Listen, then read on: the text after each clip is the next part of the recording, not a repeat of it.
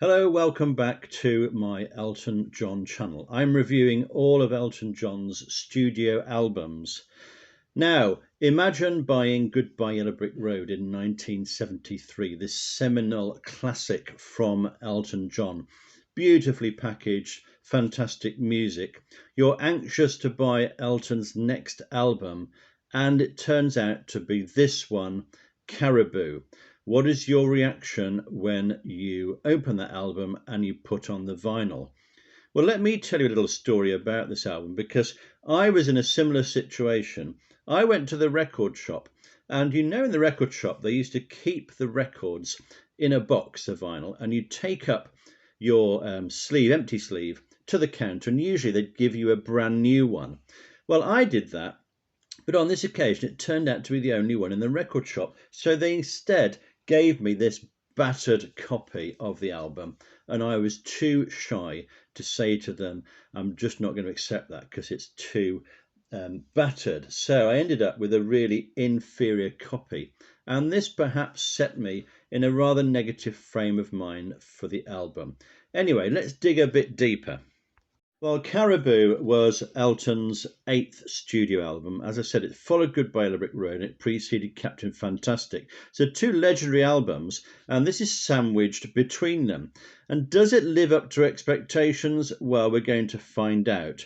The reviews were distinctly lukewarm, and Elton admitted that this was quickly recorded in a 9-day period because of a Japanese tour coming up. And even more telling is the comments from the producer Gus Dudgeon. He called it a piece of crap. And he criticised all these things: the sound, the songs, the sleeve, the lyrics, the singing, the playing and the production. He thought none of them were any good. Well, I don't think it's quite as bad as that, is it? Now, there were two singles from it, Don't Let the Sun Go Down and The Bitch Is Back. And this was a #1 album in the UK and the US, so people obviously wanted to go out and buy it, but were they disappointed when they put it on the turntable? Rolling Stone called it dispiriting, and AllMusic called it a disappointment. Let's have a look and see what you get for your money. Now, I've got to say, this is one of Elton's worst pictures for the front of his albums. Look at that. Elton is made up about 2/3 of him by trousers. He's also been taken over by those trousers, hasn't he? They're absolutely enormous. What have we got on the back? Well, we've got very strange colours on these pictures, aren't they? They look really washed out, not particularly impressive at all. Now, we know Goodbye Yellow Brick Road had this fantastic gatefold album, and look what we get here. We get this ghastly pink type. I mean, have you ever seen anything more ghastly than that? The same picture from Elton there, just reversed, and then on the other side, okay, decent picture. That actually would have made a much better album cover, I think. Let's have a quick look at the CD booklet. Same picture on the front. Again, they've kept this horrible pink type.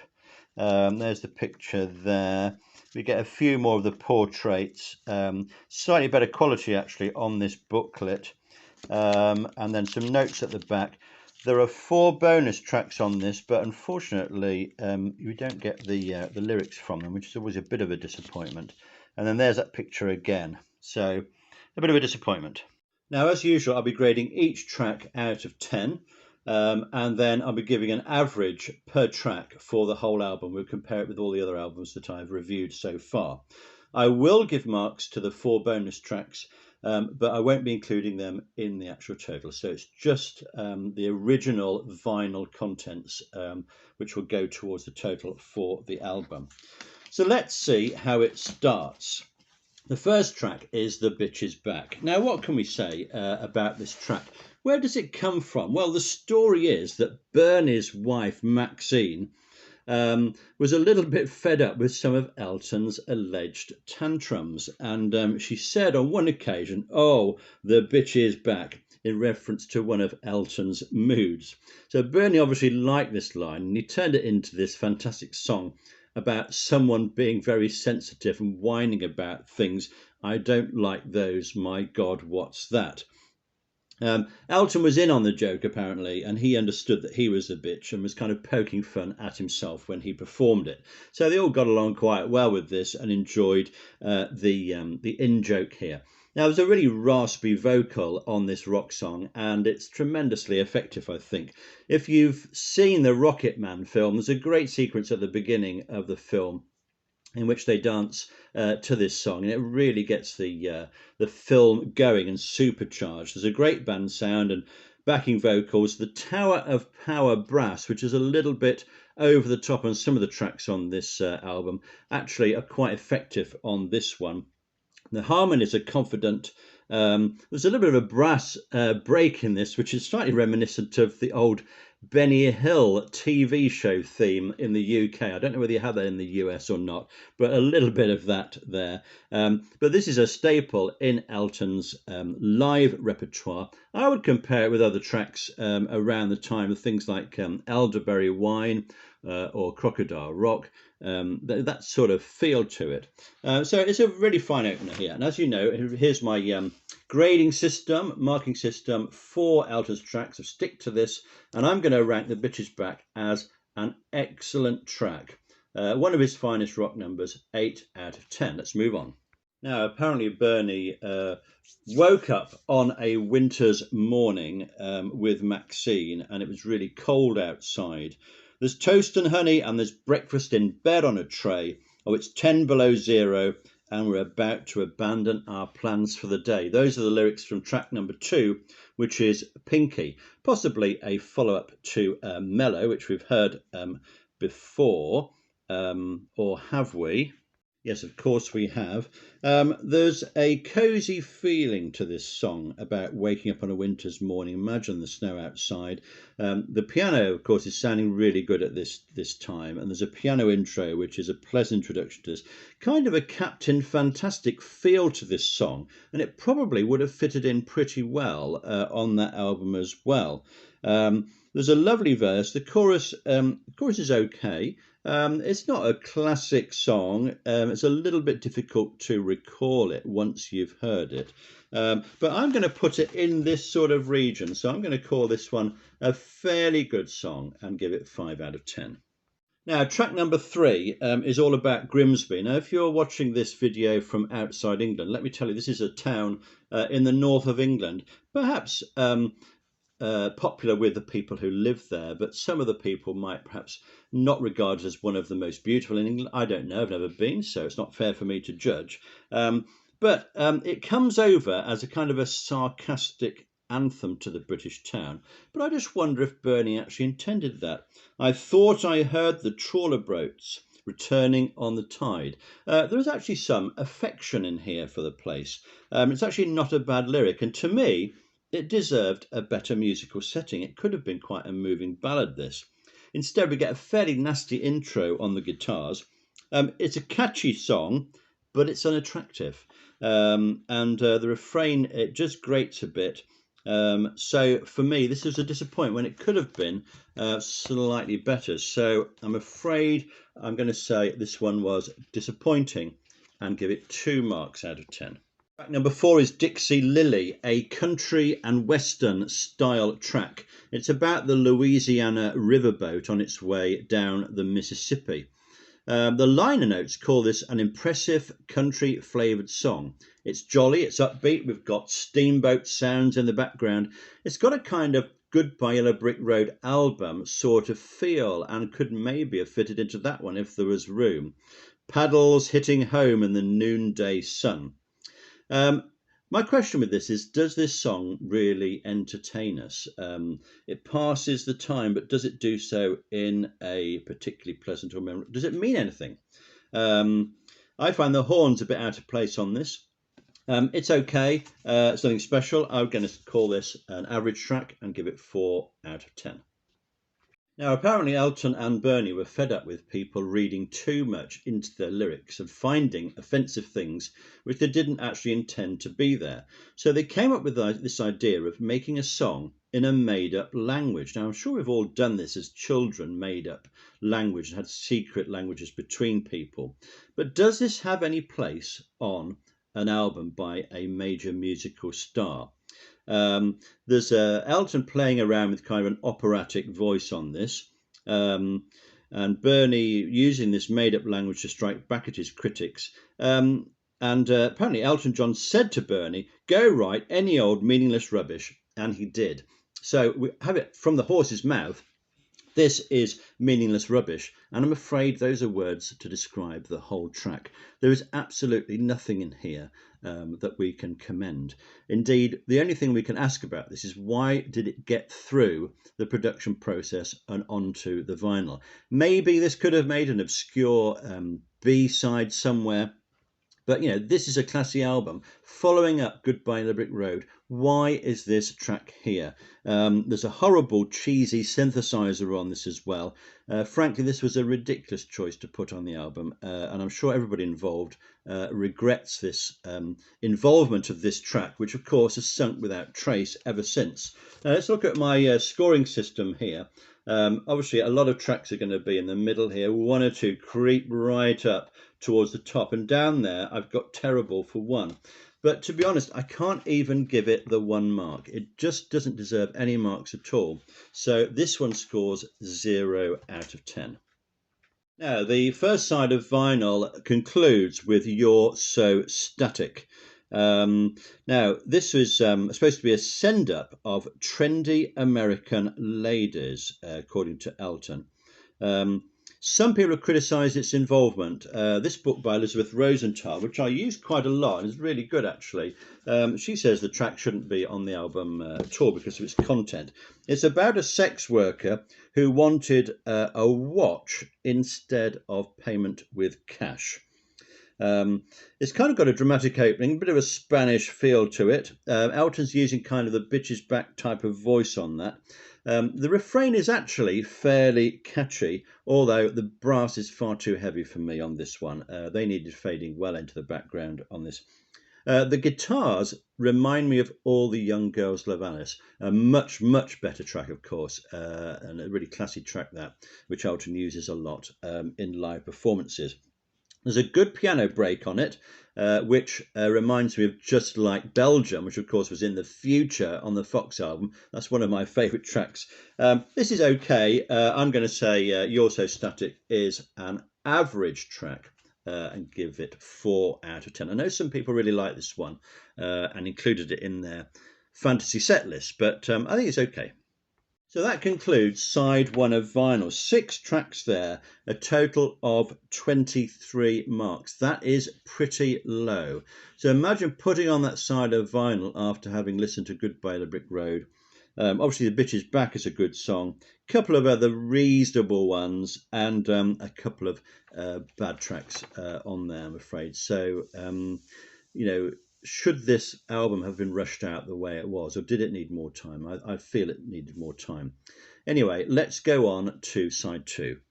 Side 2 opens with I've Seen the Saucers, which is quite an interesting deep cut, actually, this one. It's a bit of a commentary on UFO sightings, and it's got these kind of spaceship sonic sounds in the background, which have been quite cleverly created. It's told from the point of view of somebody who not only has seen these flying saucers, but has had contact with aliens. And that strikes a chord with a lot of American listeners and fans, I should think. Lots of conspiracy stories about spaceships landing. There's big chords to start with, not particularly pleasant to listen to. Lyrics are quite clever. I've seen them, I've been there with them, I can tell you all you want to know. The transition between verse and chorus and verse is very uneven, and this is quite hard to listen to. You're not going to sort of sit back and chill out listening to this one. I'm calling this an average track, I think, and I'm going to give it 4 out of 10. Track number 8 is called Stinker. This is a traditional blues number. The bass and drum start it, and it's quite promising, and then the horns come in. We have lyrics like dirt in my toes, dirt at my nose, I'm a perfect curse to pest control. We're on the same territory here as Social Disease from Goodbye Yellow Brick Road, which is okay, although not the greatest of the songs on that album, of course. To me, this is an ordinary track, rather forgettable. A regulation guitar solo by Numbers in this one. It's all right again, but it's another average track here, and perhaps just reflecting that things are being a bit rushed. Now, thank goodness for track number 9, Don't Let the Sun Go Down on Me. Well, what can I add to this? Probably not that much, but there's been several versions of this song. Obviously, here on Caribou, there's been a 1986 live version from a concert special this was one of the Melbourne Symphony Orchestra, which I've got on a box set actually. Elton thought it might be the last time he ever sung, so it was an emotional moment for him. Then we had it again in 1991, a live cover version with George Michael from the Wembley Arena. It's also been covered on the Two Rooms album by Oleta Adams and by lots of other people as well. We've got some interesting backing singers, the members of the Beach Boys and Dusty Springfield on there as well, great artists. Elton really sings this in a powerful voice, very moving, as we know. It's been described as a panoramic ballad. It takes us from despair to hope. Those walk down chords in the refrain are wonderful. There's luscious piano and a slow build up. I would compare it with other songs like Live Like Horses. I keep mentioning that because it's a favourite. Tiny Dancer as well. There's a slow build up to it, but we can wait for the refrain. We don't mind waiting because the atmosphere is building up. To me, this is quite an unusual choice for a single because it was a risk, wasn't it?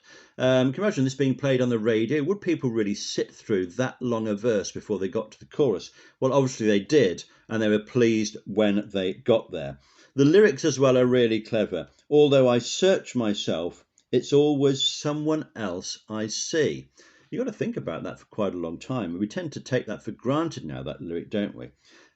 It's a great moment, and this is a golden time for Elton's songwriting. So how do we compare this? Where do we put this in this marking system that I've got? Was it good track? Is it very good? Is it excellent? Well, for me, that's going to be a brilliant track, 9 out of 10. I've only awarded 10 twice so far over all the albums I'm doing, so I'm saving that for the absolute gems for me. But to me, this is a brilliant track, and it's going to be a classic which will last for a long time. Now, there's been some disappointing tracks on this album, but thankfully it ends on a high note with the magisterial Ticking. This lasts for 7.5 minutes.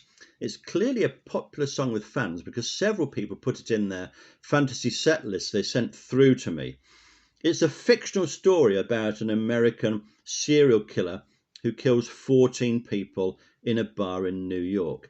Now, obviously, since then, there's been lots of real serial killings of a similar style. So this is kind of articulating something that affects America and their issue with the use of weapons.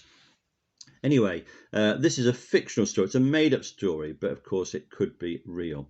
It's a brilliant lyric by Bernie, this. The person hears the comments being made by their parents and peers. They end up being shot by police after surrendering. It's a stark and thin arrangement, Elton only at the piano. And apparently he recorded vocal and music at the same time. He does his own backing vocals, and the only other instrumentation is the synthesizers. Now, wait until you hear those come in on the lines, vengeance of the law. It sends a shiver down your spine. It's so powerful. Bang up the volume on that and just hear the power. The piano sounds fantastic on this track. And what's clever is that Elton almost turns it into a mini orchestra, using different accompaniments for different lines in the song to articulate. It's almost like a silent film with piano accompaniment. You know how that would articulate the drama in the actual film.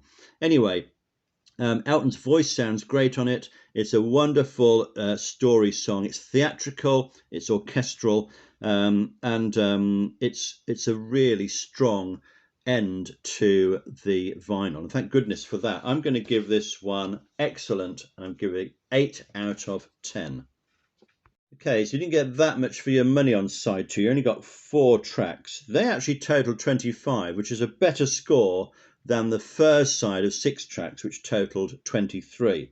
Total marks for the vinyl was 48 for 10 songs. That's an average of only 4.8 per track, which does back up the comments before that this was a disappointing release from Elton and rather a rushed release. Let's now have a look at the 4 bonus tracks you get on the CD edition. Now, the first one is Pinball Wizard, written by Pete Townshend from the rock opera Tommy, which of course Elton appeared in, or that was going to be Rod Stewart at one stage, but it ended up being Elton. This was recorded in 1974 and came out as a single 2 years later. This is an incredibly well-known, upbeat rock number, lots of skills going on there. It's an exciting recording, a good vocal, and it's probably one of the best songs that Elton has sung that is not written by Elton. So I reckon this is a very good track, and I'm giving that 7 out of 10. Now, track 12 on the CD is Sick City. This is the B-side from Don't Let the Sun Go Down. This is described as a pot shot at New York. Bernie was writing about how people react to pop stars in New York and whether there's anything genuine about that. The horns are far too prominent in this for me, and there's some curious harmonies on the refrain, makes it a little bit difficult to listen to.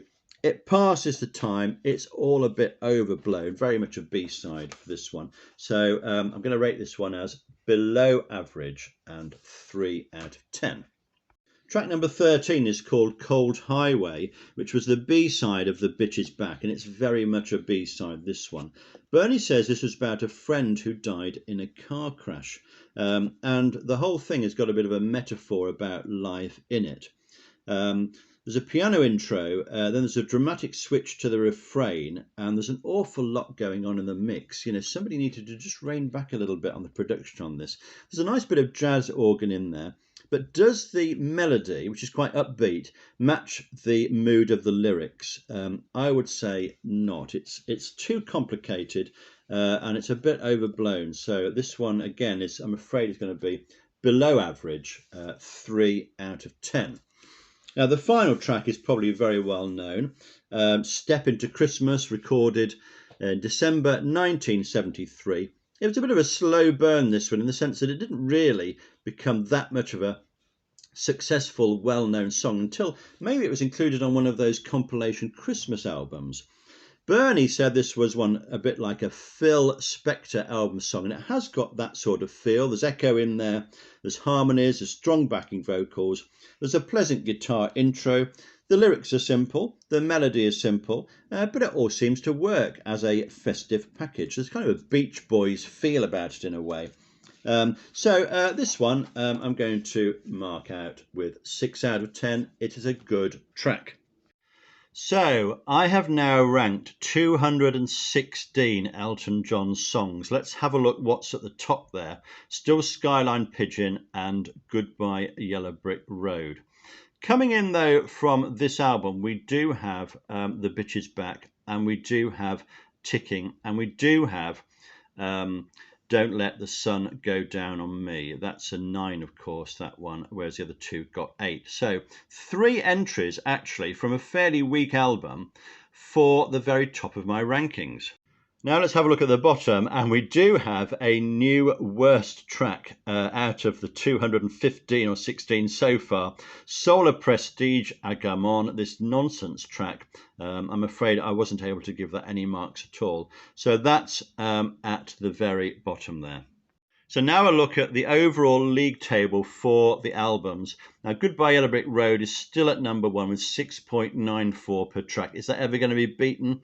Don't Shoot Me second, Madman third, and A Single Man and The Captain and the Kid coming next. Now, let's have a look down the bottom there. Victim of Love is 3 points per track. Again, I'm not sure anything's going to get lower than that. Caribou comes in 13th place, which I think is probably fair enough. It's around that Rock of the West is, Too Low for Zero, Jump Up. So it was kind of an early failure for Elton. It had that rushed feeling and, some good points in it, but some weak songs as well.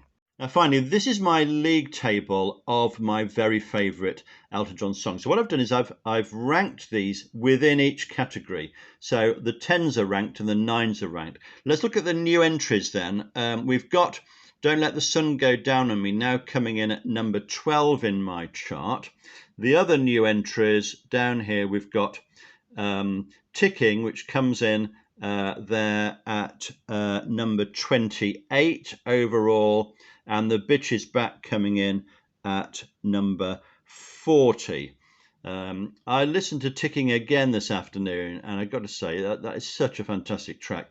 I could possibly see that getting up even further into my chart. Okay, well, there we go. 17 studio albums now reviewed. Not sure what I'm going to do next, but we shall find out soon. Please tell me your favourite tracks on this album. Feel free to disagree with me, of course. That's what it's all about. Subscribe if you want to, and I'll see you next time. Don't forget, we're still standing.